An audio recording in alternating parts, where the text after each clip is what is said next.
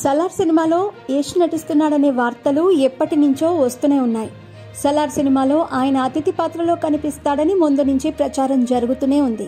ప్రశాంత్ నీల్, ప్రభాస్ కాంబినేషన్లో వస్తున్న Salaar December 22న world వైడ్గా రిలీజ్ కానుండగా ఇటీవల రిలీజ్ అయిన ట్రైలర్ ఆశించిన స్థాయిలో ఆకట్టుకోలేకపోయింది. దీంతో రిలీజ్ ట్రైలర్ పేరుతో మరో ట్రైలర్ రిలీజ్ చేయగా ఆ ట్రైలర్లో action scenes, Prabhas elevations goose bumps తెప్పించే విధంగా ఉండేలా చూసుకున్నాడు డైరెక్టర్. ఇక ఎప్పటిలాగే ఈ ట్రైలర్తో మళ్ళీ ఈ సినిమాకి సలార్ సినిమాకి కూడా కేజీఎఫ్ లింక్ ఉండేలా చేశాడు. సలార్లో యష్ కనిపిస్తాడని సోషల్ మీడియాలో ప్రచారం జరుగుతూ ఉండగా ఆ ప్రచారం మరింత ఎక్కువయ్యేలా సలార్ సెకండ్ ట్రైలర్లో ఒక హింట్ ఇచ్చాడు. ట్రైలర్లో సుల్తాన్ అనే డైలాగ్ వచ్చినప్పుడు వెనుక నుంచి చూస్తే యష్ లాగే ఉన్న ఒక వ్యక్తి మెట్లెక్కుతూ వెళుతున్న షాట్ పెట్టారు.